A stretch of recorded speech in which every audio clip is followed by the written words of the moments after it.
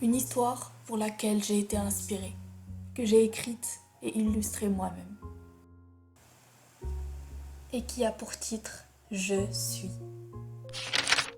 Alice, une fille à qui tout réussit, une personne qui déborde de confiance en elle, qui réussit tout ce qu'elle entreprend. Le mot impossible ne fait pas partie de son vocabulaire. Elle n'a pas peur de montrer au monde ce qu'elle sait faire, ni d'affirmer que c'est elle la meilleure. Mais aujourd'hui, on ne parlera pas d'elle, mais de moi. Je m'appelle Laura, et un jour, j'ai prononcé des mots qui ont changé ma vie. On sait tous que les gens mettent des étiquettes à tout le monde, avant même de les connaître. Eh bien, sur la mienne, il y avait écrit moins que rien. Et donc, comme si le monde s'était ligué contre moi, depuis toujours, les gens me rabaissent et me sous-estiment. Ils disent que je ne réussirai jamais dans aucun domaine et que je ne ferai jamais rien de ma vie. Malheureusement, je me suis laissée entraîner par un courant de préjugés et d'ondes négatives qui m'a fait perdre toute confiance en moi, toute estime de moi-même et tout espoir de pouvoir, de croire, de réussir. Tous les jours, du matin au soir, il n'y a que des commentaires négatifs qui me viennent à l'esprit, que ce soit pour décrire mon travail ou ma propre apparence, sans oublier ma mauvaise humeur et mon air abattu, comme si je me réveillais tous les jours du mauvais pied. À l'époque, vivre était un calvaire. Le matin, mon réveil sonnait 1 million de fois avant que je ne le fasse taire en l'écrasant au sol, ce qui prouvait que je n'avais pas hâte de commencer la journée. Ensuite, je me retrouvais dans la salle de bain contre mon gré parce que ma mère m'y entraînait de force. Je me regardais dans le miroir en me demandant pourquoi j'étais aussi laide et pourquoi j'avais des cheveux aussi raides, impossibles à dresser. Ensuite, je mettais mes lunettes en me demandant pourquoi je n'avais pas une vue parfaite. Vous l'aurez compris, à l'époque, je me plaignais sans cesse. Ma vie ne me convenait pas et je ne faisais rien pour améliorer les choses. Car même en faisant abstraction d'un début de journée difficile, on ne peut pas ignorer le nombre de fois où je n'avais pas saisi les chances incroyables qui s'offraient à moi. La seule raison, c'était moi-même.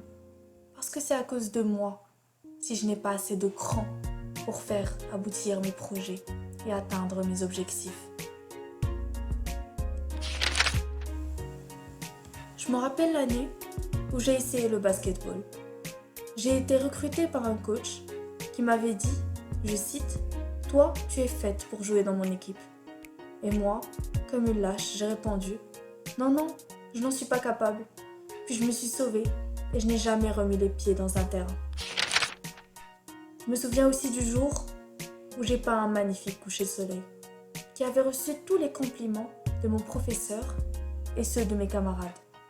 Ce dernier m'avait même conseillé de m'inscrire à un concours en disant, je cite, « Tu as toutes tes chances. » Mais de nouveau j'ai décliné en disant, « Mais il n'est pas à la hauteur et je ne suis pas assez douée. » Et depuis, je n'ai plus jamais touché à un pinceau.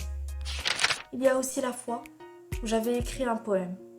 J'y avais mis tout mon âme et ça avait payé parce que la professeure avait dit, je cite, « Je vous ai laissé le meilleur pour la fin. » Laura, veux-tu bien lire ta poésie ? Et de nouveau j'ai refusé en disant, « Mais non madame, vous devez vous tromper. Ce texte n'a rien de bon.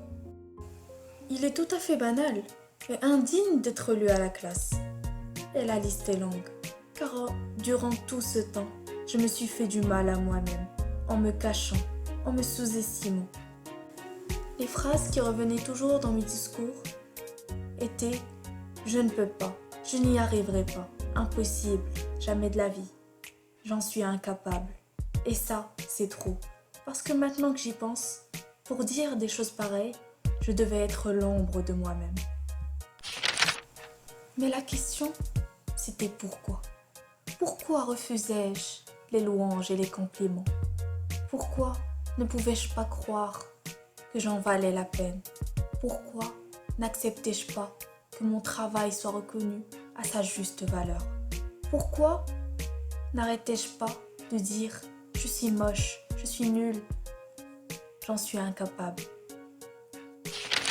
Mais un jour, quand j'ai fait la rencontre d'Alice, ce personnage courageux, créé de toutes pièces par un écrivain renommé, mais qui pouvait être reproduit dans la réalité. J'ai dit stop à tout ça. J'ai voulu dire stop au monde, mais il continuait de tourner. Parce que vous l'auriez deviné, je ne peux pas contrôler le monde, mais je peux contrôler ma vie. C'est à moi de décider si je veux en faire une vie parfaite, tout en sachant que chacun a sa propre définition du mot parfait, ou une vie où je ne vivrai pas vraiment, une vie où je ne serai pas heureuse, une vie dans laquelle je ne serai pas présente, dans laquelle mes décisions seraient entraînées par ce que les autres pensent de moi. Je me suis levée, puis j'ai déclaré que la Laura d'hier était morte et enterrée, et que celle d'aujourd'hui est plus forte et confiante. Et j'ai dit à la créature dans le miroir à quel point elle était belle. J'avais enfin compris que la beauté de chaque personne est différente, sans oublier la beauté intérieure, qui est la plus importante. Parce que la plupart du temps, notre apparence n'est qu'un masque qui nous aide à cacher notre vraie personnalité. J'ai souri à mon reflet, j'ai arboré une humeur joyeuse, parce que si je voulais être heureuse, cela n'en tenait qu'à moi-même. À l'école, je marchais en levant la tête, en regardant les gens dans les yeux, d'un air sûr, parce qu'il faut savoir que personne ne peut vous faire sentir inférieur sans votre consentement. Je me suis remise à ces activités qui me plaisaient, mais que j'avais arrêtées de peur que je ne sois pas assez douée et qu'on finisse par me l'avouer. J'ai participé à des concours. Certains j'ai gagné et d'autres j'ai perdu. Néanmoins, je sais à présent que je suis douée pour plein de choses et que ça ne tient qu'à moi-même de vouloir ou non construire mon propre chemin. Semé d'embûches que mon courage et ma détermination m'aideront à surmonter. C'est à moi de choisir qui je veux être. Et je suis belle, intelligente, je sais qui je suis et personne ne peut m'enlever ça. Il faut être positif dans la vie. Il faut être confiant et avoir du courage pour affronter ce monde. Il faut sourire pour ne pas se noyer dans les difficultés de la vie.